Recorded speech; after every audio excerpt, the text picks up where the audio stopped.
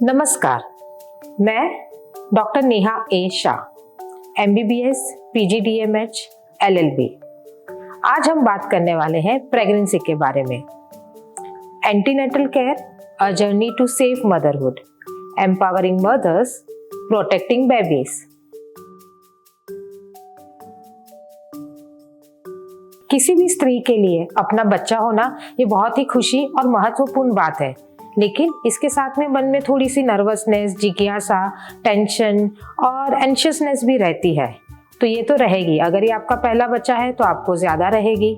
आपके माताजी, दोस्त, रिश्तेदार आपको सब अलग अलग तरह की सलाह देंगे और आप हमेशा ऐसे असमंजस में रहेंगे कि अभी मुझे क्या करना है। आप बुक्स पढ़ोगे, इंटरनेट पढ़ोगे तो उसमें तो और भी बहुत सारी चीज़ें बताई जाएगी। तो क्या करोगे आप? ये आप सोचते रह जाओगे। तो तभी आप आपके डॉक्टर को संपर्क कर सकते हैं और हम ये वीडियो भी बना रहे हैं ताकि आपको थोड़ा सा इससे आसानी हो। अभी एंटीनेटल केयर क्या होता है, यानी प्रेगनेंसी के दौरान माँ और बच्चों की हेल्थ को मॉनिटर करने के लिए जो चेकअप होता है उसे हम एंटीनेटल केयर कहते हैं। इसमें आपके रेगुलर हेल्थ चेकअप होते हैं और आपकी प्रेगनेंसी को मॉनिटर किया जाता है, यानी कि आपका माताजी और बच्चा वो दोनों किस हाल में है, उनकी तबीयत कैसी है, वो हम देखते हैं। इसके मेन ध्येय क्या है? माँ और बच्चों के स्वास्थ्य में संभावित आने वाली या समझो कि स्वास्थ्य में आने वाली कोई कॉम्प्लिकेशंस हो तो उसे टालने की और उसे रोकने की ये क्रिया है। इसमें हम आपको अच्छी आदतें का बढ़ावा देना ये सिखाते हैं। खाने पीने में क्या ध्यान रखना है, मानसिक और शारीरिक स्वास्थ्य वो संभालने के लिए हम आपको बताते हैं। आपको खाना, मेंटल हेल्थ वो ध्यान रखने के लिए। माँ को प्रसूति और आने वाले बच्चों के स्वास्थ्य को संभालने के लिए भी तैयार किया जाता है। माँ और बच्चों के स्वास्थ्य का ख्याल रखना यही है antenatal care, safe parenthood and safe delivery of a healthy newborn baby.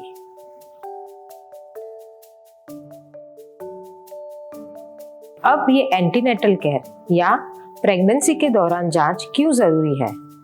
पहले के ज़माने में गर्भवती महिला और प्रेग्नेंट लेडीज़ में मौत के दर ज़्यादा पाए जाते थे, उनका देहांत ज़्यादा था। लेकिन ये चेकअप के बाद 20 से 30% हम उसको कम कर पाए हैं। हमारा जो बच्चा है वो कभी समय से पहले जन्म लेता था या बहुत ही कम वजन का बच्चा जन्म लेता था, तो वो भी हम अभी कम कर पाए हैं। गर्भावस्था में बच्चों को कभी कभी कोई ना कोई बीमारी भी रहती थी, तो वो विकृति रहती थी, वो भी अभी हम बहुत ही कम कर पाए हैं। और एक डॉक्टर और पेशेंट का विश्वास भी बढ़ता है। तो जब डिलीवरी के लिए महिला जाती है तो वो डॉक्टर के पास जाती रहती थी, तो उससे उनका वो विश्वास रहता है, उनका एक आपस में तालमेल रहता है, तो उससे वो कंफर्टेबल फील करती है ड्यूरिंग डिलीवरी। अभी आप डॉक्टर के पास कब जाओगे? आप सबसे पहले डॉक्टर के पास तब जाइए जब आपको लगे कि आप प्रेग्नेंट हो या आपका पीरियड मिस हुआ है, फर्स्ट ट्राइमेस्टर यानी 1 से 12 वीक। तो आप जब डॉक्टर के पास जाओगे, आपका टेस्ट करेंगे, आप देखेंगे कि आप प्रेग्नेंट हो कि नहीं, आपका एक यूरिन चेक करेंगे, आपकी हाइट, वेट, बीपी ये चेक करेंगे। आपको शायद कोई ब्लड टेस्ट भी बताएंगे जिसमें CBC रहेगा, आपका थायराइड टेस्ट रहेगा, शुगर टेस्ट रहेगा और ये सारी टेस्ट करके लेंगे। स्टार्टिंग में आपका सोनोग्राफी भी करके लेंगे कि बच्चा बराबर है कि नहीं। तो आप जब भी आपको लगे कि आप प्रेग्नेंट हो तो आप सबसे पहले आपके डॉक्टर के पास जाइए। पहले 3 महीने में डॉक्टर आपको हर महीने में 1 बार बुलाएंगे। ये जांच इसके लिए भी ज़रूरी है कि बहुत बार प्रेग्नेंट लेडी सबसे पहली बार डॉक्टर को जब वो प्रेग्नेंट होती है तभी जाते हैं, तो उनको शायद उनमें क्या बीमारियां थी या कुछ था कि नहीं उन्हें पता भी नहीं रहता है। तो उसके लिए डॉक्टर उनको पहली विजिट में सारे टेस्ट करा के वो सब देखते हैं। वो आपको ये भी पूछेंगे कि आपको पिछली कोई बीमारी थी, आपको थायराइड, डायबिटीज़, BP ऐसी कोई दवा चालू है, आप पहले भी प्रेग्नेंट हुए हैं, आपका कोई अबॉर्शन भी हुआ है, तो ये सारी चीज़ें वो आपको पूछेंगे। अभी सेकंड ट्राइमेस्टर यानी 3 महीने के बाद और 6 महीने के एंड तक यानी 7 महीने के पहले भी आपको डॉक्टर के पास हर महीने जाना है। तभी भी आपका वजन और आपका बीपी चेक किया जाएगा। आपको शायद ग्लूकोज टेस्ट या ब्लड टेस्ट वापस बताए जाएंगे, लेकिन इसमें बहुत ज़रूरी है एक सोनोग्राफी जो कि एनोमली स्कैन है। एनोमली स्कैन यानी आपके बच्चों को कोई विकृतता है या उनको कोई हाथ पैर में कुछ तकलीफ है या ब्रेन में कोई तकलीफ है, तो वो हमें समझता है, तो वो स्कैन ज़रूरी है, तो वो उस टाइम पे किया जाएगा। उसके बाद आता है थर्ड ट्राइमेस्टर। थर्ड ट्राइमेस्टर होता है जो 7 महीने से डिलीवरी तक, तभी आपको लगभग 15-15 दिन में बुलाएंगे और लास्ट के 9वें महीने में आपको शायद हफ्ते हफ्ते में बुलाएंगे। तभी भी आपका वापस ब्लड टेस्ट बताया जा सकता है और सोनोग्राफी बताई जाएगी। 7 महीने के दौरान और जब तक 9 महीना आता है तब तक आपकी सोनोग्राफी वापस की जाएगी, ये जानने के लिए कि बच्चे की पोजीशन क्या है, बच्चे का सर ऊपर है, नीचे है, साइड में है, उनकी हार्ट बीट कैसी है, आपको कहीं कुछ सूजन तो नहीं आई है, आपका बीपी देखा जाएगा, आपका वेट बराबर बढ़ रहा है कि नहीं, वो सारी चीज़ें देखी जाएगी। बहुत बार ये भी हो सकता है कि आप कहीं गांव में रहते हो तो आपको डॉक्टर इजीली मिलते नहीं हैं, तो तभी आप हर महीने जाओ ये ज़रूरी नहीं है। शायद आपको 3 महीने में जो फर्स्ट 3 मंथ्स है उसमें आपको एक ही बार बुलाएंगे, उसके बाद के जो 3 महीने हैं उसमें भी शायद 1 या 2 बार बुलाएंगे, लेकिन डिलीवरी जब आपकी नज़दीक आएगी तभी आपको वो शायद 2-3 बार और बुलाएंगे। तो इससे आपका जो स्वास्थ्य है वो डॉक्टर मॉनिटर कर पाएंगे। अभी आप जब डॉक्टर के पास जाओगे तो आपका क्या क्या जांच करेंगे? वो पहले तो आपको पूछेंगे कि आपको कोई जूनी बीमारी है, जैसे कि डायबिटीज़, बीपी, कोई मानसिक तनाव की दवा चालू है, फिट आती है, आपकी फैमिली हिस्ट्री पूछेंगे और आपको पहले कोई प्रेगनेंसी हुई है या नहीं वो भी पूछेंगे। फिर आपका फिजिकल एग्जामिनेशन होगा जिसमें आपका हाइट, वेट, बीपी और आपके बच्चों कितना है वो देखा जाएगा। फिर आपकी लैब टेस्ट देंगे यानी कि ब्लड टेस्ट देंगे जिसमें कि हीमोग्लोबिन, सीबीसी, ब्लड ग्रुप रहेगा आपका, आरएच फैक्टर, वायरल मार्कर्स यानी कि HIV, hepatitis, VDRL, sugar, thyroid, double marker जो कि 12 से 13 वीक में होता है और ट्रिपल मार्कर्स होंगे। आपकी सोनोग्राफी भी करेंगे, अर्ली सोनोग्राफी 6 से 8 वीक में, जिसको हम डेटिंग स्कैन भी कहते हैं। डेटिंग स्कैन यानी कि जो आपका डेट बताएगा कि आपको प्रेगनेंसी कब होने वाली है, यानी आपका डिलीवरी कब होने वाला है, वो डेटिंग स्कैन होता है।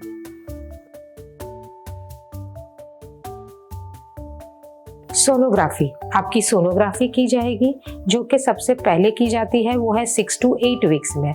इसमें आपका अर्ली प्रेगनेंसी डिटेक्शन और डेटिंग स्कैन, डेटिंग स्कैन यानी आपका बच्चू कितने महीने का है वो देखा जाता है, ये इसके लिए की जाती है। फिर 11 से 13 वीक उसमें होता है एनटी या एनबी स्कैन जो कि कोई क्रोमोसोमल एबनॉर्मलिटीज होती है उसके लिए की जाती है, यानी बच्चों को कुछ जन्मजात बीमारी हो तो वो देखने के लिए की जाती है। दूसरा होता है 19 to 23 वीक्स, ये सबसे ज़रूरी स्कैन है।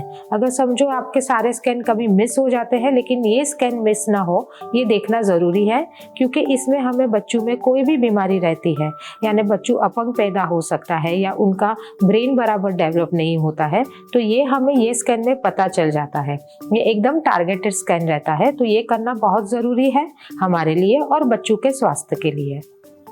28, 32 और 36 वीक्स पे जो स्कैन होता है वो बच्चों कैसे ग्रो कर रहा है, उसका बढ़ना कैसे है वो देखने के लिए किया जाता है। अभी आता है इम्यूनाइजेशन यानी टीके। आपको प्रेगनेंसी में टीडैप या टीटी ये इंजेक्शन लगेंगे, या हम कभी कभी आपको फ्लू के वैक्सीन भी लेने का एडवाइस करते हैं। अभी आपको तुरंत डॉक्टर के पास कब जाना है, यानी कि आप जो विजिट्स कर रहे हो उसके अलावा आपको कब एकदम अर्जेंटली डॉक्टर के पास जाना है। जब आपको लगे कि आपका पानी बहुत ज़्यादा जा रहा है, या तो खून गिरने का चालू हो जाए, या तो आपको बहुत तेज़ हेडेक हो जाए, आपको ऐसा लगे कि आपका बच्चों का मूवमेंट्स जो है वो कम हो रहे हैं, आपको लगे कि आपके पैरों में या हाथों में बहुत सारी सूजन आ रही है, आपको देखने का थोड़ा नहीं दिखे, धुंधला सा दिखे, तो आपको बहुत सारा बुखार आ जाए, बहुत ही तेज़ बुखार आ जाए, पेट दर्द हो जाए, तो ऐसे समय में आप बिना रुके तुरंत ही आपके डॉक्टर को संपर्क करें।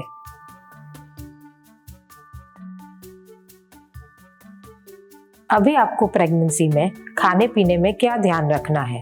सबसे पहले तो आप उबाला हुआ पानी या के फिल्टर वाटर पिए। आप आयरन रिच फूड यानी कि पालक है, बीट है, ये सारी चीज़ें ज़्यादा लीजिए। आप पल्सेस ज़्यादा खाइए। कैल्शियम के लिए डेयरी प्रोडक्ट्स है वो ज़्यादा लीजिए, यानी दूध दही वो ज़्यादा लीजिए। और लगातार आप पानी या पीते रहिए, यानी कि आपका हाइड्रेशन मेंटेन होना चाहिए। ये आपको ध्यान रखना है। आप सारे फल वगैरह फ्रूट्स है वो सब खा सकते हो। सिर्फ आप कच्ची चीज़ें ना खाएं, कि जहाँ तक हो सके अनपॉस्चराइज्ड मिल्क ना लें, कच्ची फिश ना खाएं, और आप ज़्यादा चाय ना लें, ज़्यादा कॉफ़ी ना लें, दारू नहीं लेना है, स्मोकिंग नहीं करना है, कोल्ड ड्रिंक्स वगैरह ज़्यादा नहीं लेना है।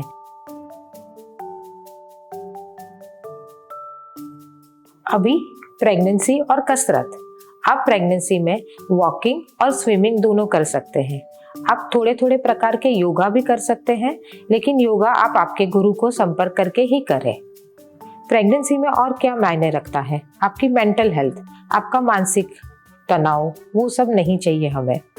तो हमें ये ध्यान रखना है कि आप खुश रहो। आपके मन में कोई भी जिज्ञासा है तो आप आपके डॉक्टर को पूछो। आपको अगर ऐसा लग रहा है कि चाइल्ड बर्थ के वक्त हमें क्या होगा, क्या प्रोसेस रहेगा, तो आप आपके डॉक्टर को संपर्क करें, वो आपको सारी चीज़ें बताएंगे। तो आपका खुश रहना ये ज़्यादा इम्पोर्टेंट है। आपके डॉक्टर्स आपको चाइल्ड बर्थ के बारे में बताएंगे कि जैसे कि आपको कौन सी हॉस्पिटल लेनी है, दर्द के लिए क्या क्या ऑप्शंस है आपके पास में। आपको आपकी एक बैग भी तैयार करनी है, जिसमें चाहिए तो आप आपके कपड़े, टॉवेल, सोप, टूथब्रश, टूथपेस्ट, आपके लिए पैड्स है, बच्चों के लिए डायपर है, या आपकी आवश्यक दवाइयाँ हैं, वो एक किट बना के जा सकते हैं। तो ये आपके लिए आसान रहेगा जब आप डिलीवरी के लिए जाएंगे। आपका अभी डिलीवरी के लिए प्री टर्म लेबर साइंस क्या रहेंगे। आपको पेट में दर्द चालू होगा, एक रेगुलर तरीके से आपको कॉन्ट्रैक्शंस चालू होंगे। तो ये आपका डिलीवरी के लिए आप समझ सकते हो कि एक संकेत है आपके लिए। अभी आपको प्रेगनेंसी के दौरान कोई दवाइयाँ प्रिस्क्राइब की जाएगी। तो पहले 3 महीने में आपको फॉलिक एसिड की गोली दी जाती है, जो कि आपके बच्चों का ब्रेन डेवलप करने में हेल्प करती है। और 3 महीने के बाद आपको आयरन और कैल्शियम की गोली दी जाती है, जो कि आपके लिए और आपके बच्चों के लिए दोनों के लिए ज़रूरी है, उसकी हीमोग्लोबिन के लिए और बोन हेल्थ के लिए। तो ये दी जाती है। ये गोलियां ज़्यादातर 3 महीने के बाद इसके लिए दी जाती है, क्योंकि पहले 3 महीने में आपको वॉमिटिंग की चांसेस बहुत ज़्यादा रहते हैं। आपको उल्टी होना और उल्टी होने जैसा लगना ये बहुत ही कॉमन चीज़ है। तो इसके लिए ये गोलियां आपको 3 महीने के बाद दी जाती हैं।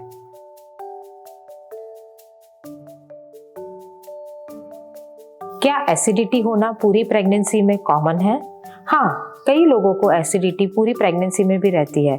जैसे जैसे बच्चा बढ़ता है वैसे वैसे अपना जो बच्चा है वो अपने इंटेस्टाइन्स पे प्रेशर भी डाल सकता है। इसके लिए हमें कई बार पूरी प्रेगनेंसी में एसिडिटी रहती है, लेकिन ये ज़रूरी नहीं कि ये सबको हो। ये किसी को होती है, किसी को नहीं होती है। नौशिया और वॉमिटिंग, क्या ये प्रेगनेंसी में कॉमन है? हाँ, पहले 3 मंथ में तो ये बहुत ही कॉमन है, क्योंकि हमारी बॉडी हार्मोनल चेंजेस से गुजरती है।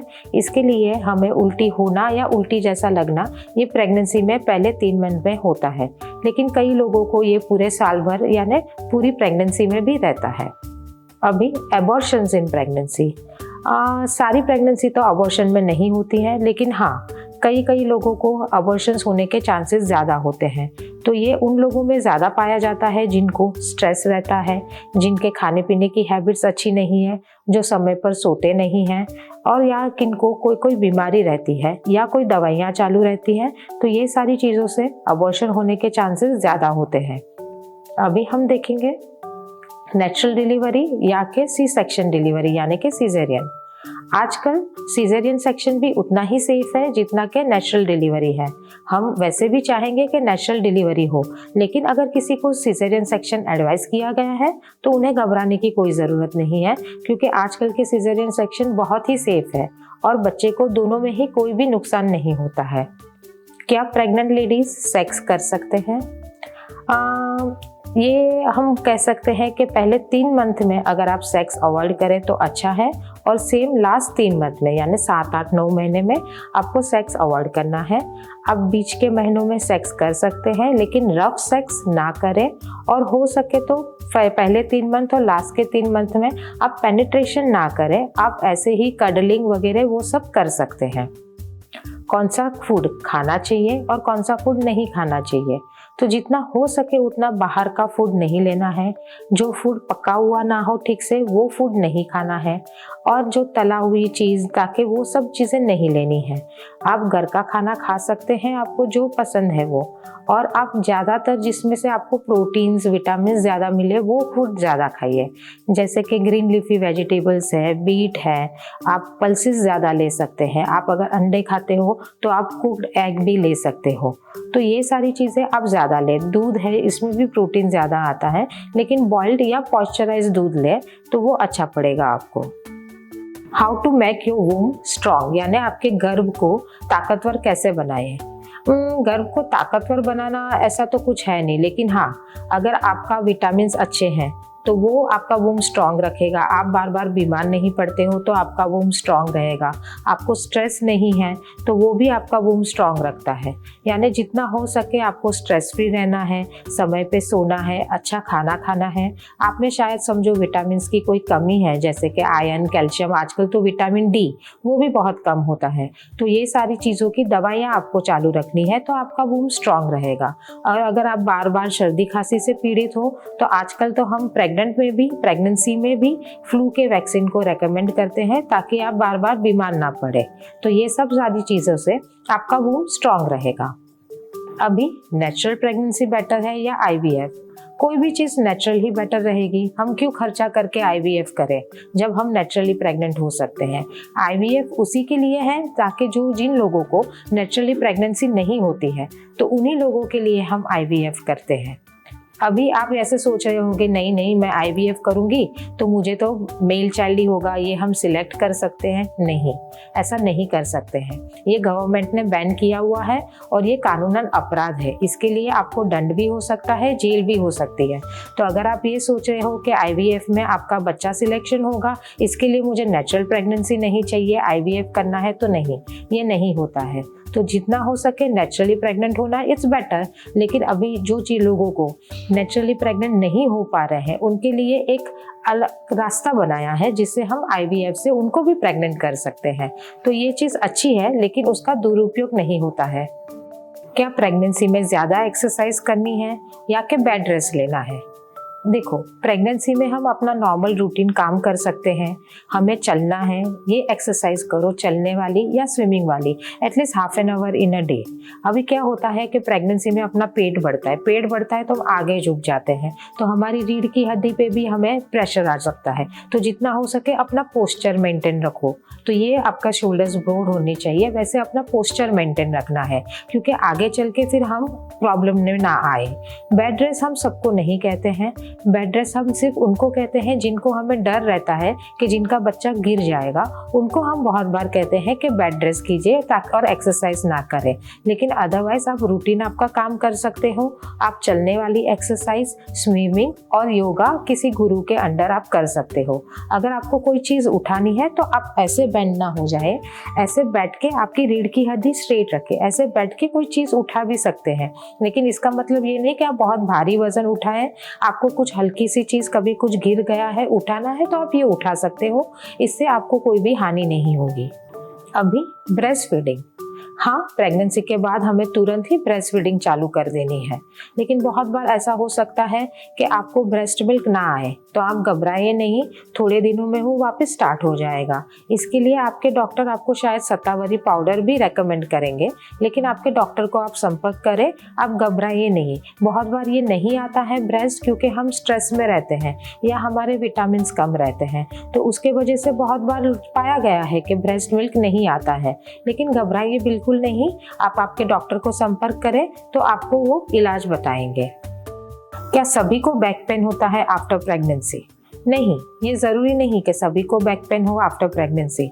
बैक पेन ज़्यादातर इसके लिए होता है क्योंकि हमारा कैल्शियम कम हो जाता है, और ऐसा भी नहीं कि जस्ट बिकॉज सीजेरियन का जो इंजेक्शन लिया है हमें तो उससे हमें बैक पेन होगा। हाँ, उससे बैक पेन हो सकता है, लेकिन ये ज़रूरी नहीं कि ये सभी को हो। अगर हमारा कैल्शियम अच्छा है, हमारी बॉडी तंदुरुस्त है, तो हमें ये बैक पेन नहीं होगा। लेकिन ज़्यादातर आप देखो कि कोई भी ऑपरेशन होगा तो उसे पीछे ही इंजेक्शन दिया जाता है, और ये इंसानों में मैन को भी दिया जाता है और वुमन को भी दिया जाता है। लेकिन ज़्यादातर ये बैक पेन वुमन में ज़्यादा पाया जाता है, क्योंकि आफ्टर सर्टन एज हमारा कैल्शियम बॉडी से कम होता जाता है, जो कि मैन का नहीं होता है। मैन को ये शायद कैल्शियम कम होना 60-70 के बाद होता है, लेकिन वुमन में ये कैल्शियम कम होना 40s के बाद होता है। इसीलिए हम वुमन को 40s के बाद प्रेगनेंसी हो या ना हो, उनको हम कैल्शियम रेकमेंड करते हैं। तो ये आपको ध्यान रखना है कि जस्ट बिकॉज कैल्शियम कम हो रहा है उसके वजह से ये पेन होता है, ना कि वो इंजेक्शन से या प्रेगनेंसी से। अगर आपके साथ ये वीडियो आपके फैमिली मेंबर्स और आपका पार्टनर भी देख रहा है, तो उनके लिए भी एक संदेश कि वो आपको हमेशा खुश रखने की कोशिश करें, आपके साथ डॉक्टर के पास आए, ताकि वो भी ये चाइल्ड बर्थ का प्रोसेस समझ सके, आपको इमोशनली सपोर्ट करे, आपको कोई भी टास्क हो, आपके घर के काम हो, उसमें आपको मदद करे। अभी ये सार यानी कंक्लूजन क्या रहेगा कि हेल्दी प्रेगनेंसी के लिए हमें लगातार चेकअप्स की ज़रूरत है, डॉक्टर के पास जाना भी ज़रूरी है, और हमें हेल्दी खाना है, समय पर सोना है, समय पर उठना है, और अपने स्वास्थ्य के साथ में हमें अपने मानसिक स्वास्थ्य का भी ध्यान रखना है।